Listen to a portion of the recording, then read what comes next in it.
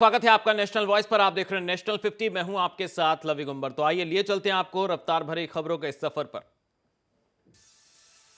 गुजरात के गुलबर्ग सोसाइटी हत्याकांड पर स्पेशल कोर्ट का फैसला आ चुका है, जिसमें 24 लोगों को दोषी करार दिया गया है। वहीं इस मामले में 36 लोगों को बरी कर दिया गया है। 6 जून को सजा का ऐलान किया जाएगा। फरवरी 2002 में गोधरा कांड के बाद इस गुलबर्ग हत्याकांड में कांग्रेस के पूर्व सांसद एहसान जाफरी समेत 69 लोगों को मार डाला था। बता दें कि सुप्रीम कोर्ट ने स्पेशल कोर्ट को 31 मई तक फैसला सुनाने को कहा था।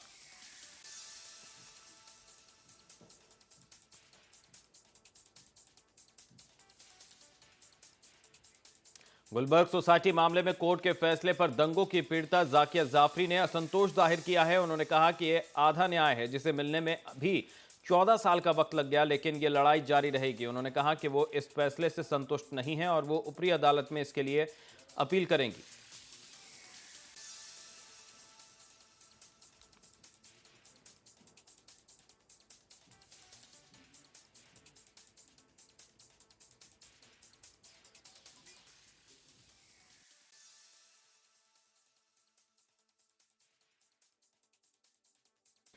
वहीं हिसार में एक कार्यक्रम में हिस्सा लेने पहुंचे बीजेपी महासचिव कैलाश विजयवर्गीय ने एक विवादित बयान दिया है। हिसार में हुए विकास पर्व कार्यक्रम को संबोधित करते हुए विजयवर्गीय ने महात्मा गांधी को लेकर एक बयान देते हुए कहा कि देश को आज़ादी गांधी पर बने गीत दे दी हमें आज़ादी, बिना खड़क बिना ढाल, साबरमती के संत तूने कर दिया कमाल से नहीं मिली, बल्कि भगत सिंह, राजगुरु, सुखदेव और चंद्रशेखर आज़ाद जैसे शहीदों के बलिदान से मिली है। ओडिशा के बालासिर में एनडीए सरकार के 2 साल पूरे होने पर पीएम मोदी ने एक रैली को संबोधित किया। इस मौके पर उन्होंने कहा कि उनकी सरकार के 2 साल हो गए हैं, इसके बावजूद जनता को हमारी नीयत पर शक नहीं है। रैली स्थल पर पहुंची अपार भीड़ को देखकर उन्होंने कहा कि उनके लिए उमड़ी भीड़, इतनी भीड़ और प्यार को एसी कमरों में बैठे लोग कभी नहीं समझेंगे। रैली को संबोधित करते हुए उन्होंने कहा कि पहले की सरकारें ये कहती थी कि हम ही सरकारें चलाते हैं, लेकिन उनकी सरकार ने शुरू किया सबका साथ सबका विकास और उनकी सरकार इस देश के गरीबों को समर्पित है। सरकारें गरीबों के लिए होती हैं, गरीबों के साथ चलने के लिए होती हैं।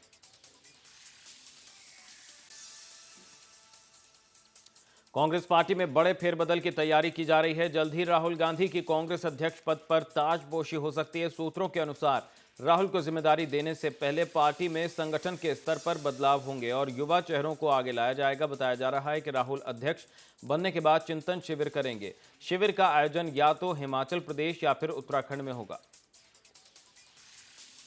मानव संसाधन और विकास मंत्री स्मृति ईरानी ने राहुल गांधी को कांग्रेस अध्यक्ष बनाए जाने की खबरों पर चुटकी ली। उन्होंने कहा कि ऐसा हुआ तो बीजेपी के लिए अच्छे दिन आ जाएंगे।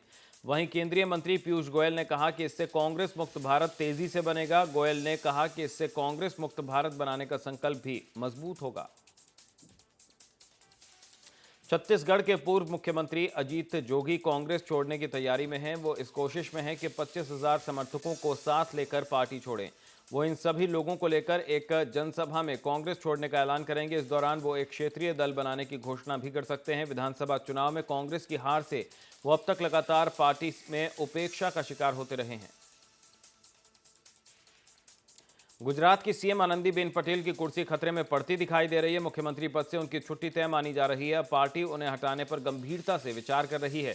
आनंदीबेन पटेल को हटाए जाने का फैसला पार्टी द्वारा कराए गए आंतरिक सर्वे के बाद लिया गया है। सर्वे में सामने आया है कि आनंदीबेन पटेल मतदाताओं के साथ जुड़ने में नाकाम रही हैं।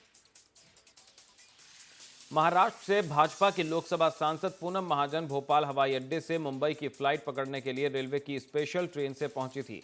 रेलवे जोन के महाप्रबंधक रमेश चंद्रा ने इसकी सफाई देते हुए कहा कि सांसद पूनम को वीआईपी सुविधा नहीं दी गई है। भोपाल से स्पेशल ट्रेन रेल राज्य मंत्री मनोज सिन्हा के लिए प्रदेश के सागर जिले में भेजी गई थी।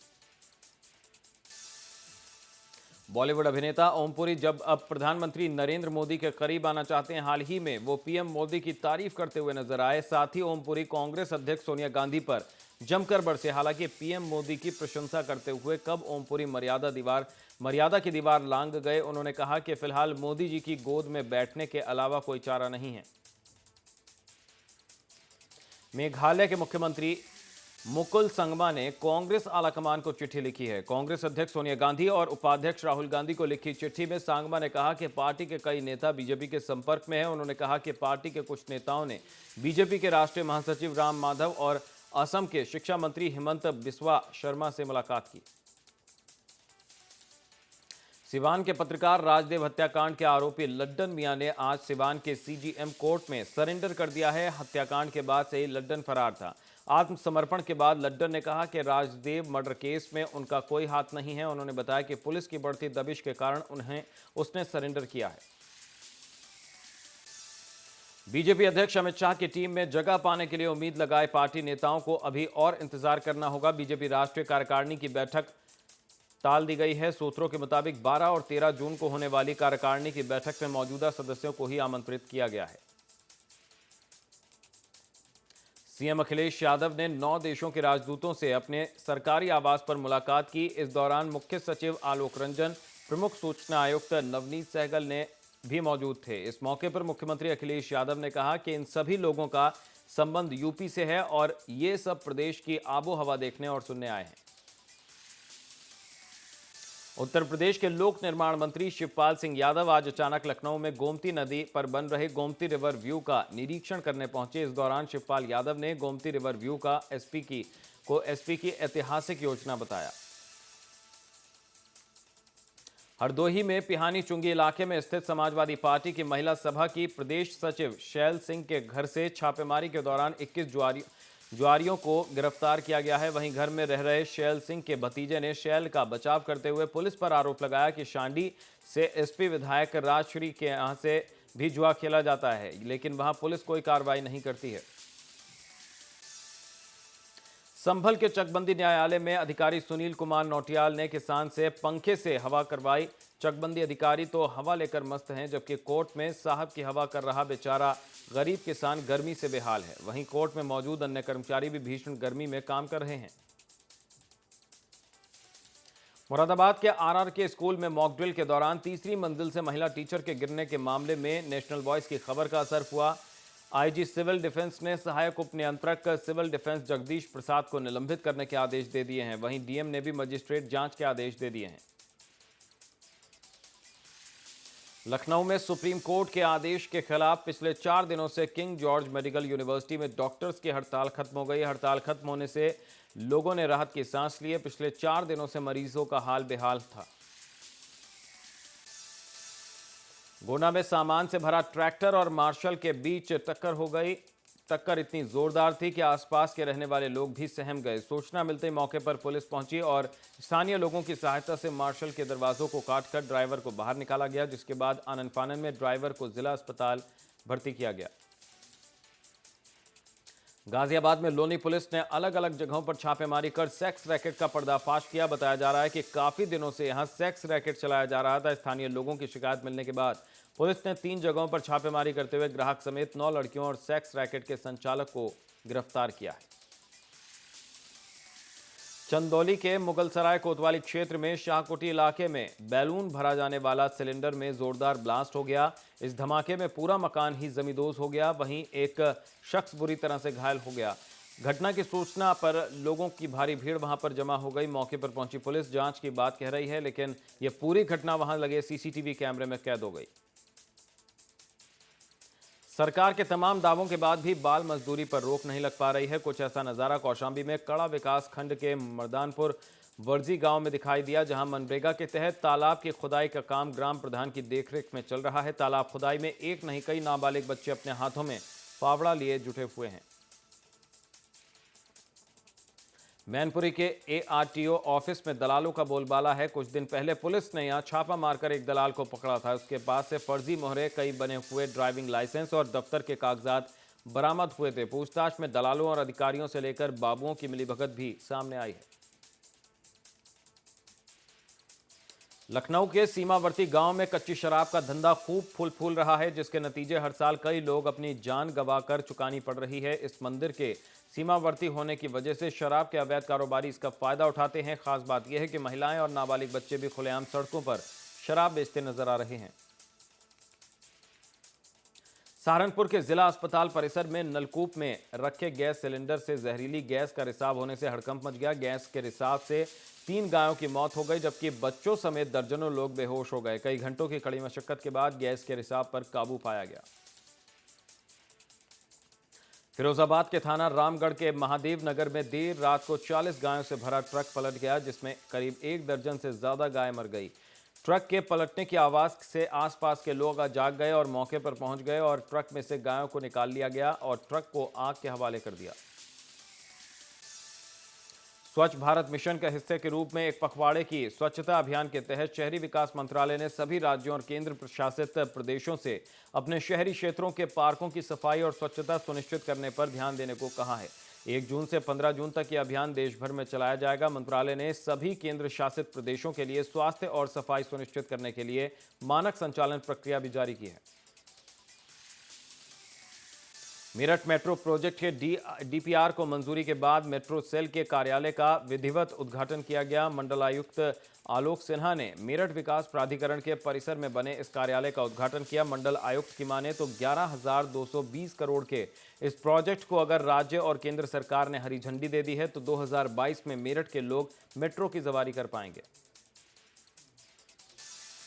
सीएम हरीश रावत को 2 दिन के अल्मोड़ा दौरे पर हैं। आज अल्मोड़ा के जीआईसी मैदान में सीएम ने जनसभा को संबोधित किया और 6 करोड़ की लागत से बनने वाले विज्ञान पार्क का शिलान्यास किया। मुख्यमंत्री के साथ स्पीकर गोविंद सिंह कुंजवाल सहित कई विधायक भी मौजूद रहे। उत्तराखंड के सीएम हरीश रावत ने घनसाली के आपदाग्रस्त इलाकों का दौरा किया। मुख्यमंत्री के साथ प्रतापनगर विधायक विक्रम सिंह नेगी, स्थानीय विधायक भीमलाल आर्य भी मौजूद थे। इस दौरान सीएम ने 3 गांव सेंदुल, केमरा और सिलियारा का दौरा किया। इतना ही नहीं, पीड़ित परिवारों को हुए नुकसान की भरपाई का भरोसा भी दिया। लंडौरा में हुए बवाल के बाद पूरे इलाके में धारा 144 लागू कर दी गई है। हालात अब भी तनावपूर्ण बने हुए हैं। पूरे मामले पर नेशनल वॉइस से बात करते हुए इलाके के डीएम ने लोगों से अफवाहों पर ध्यान न देने की अपील की है।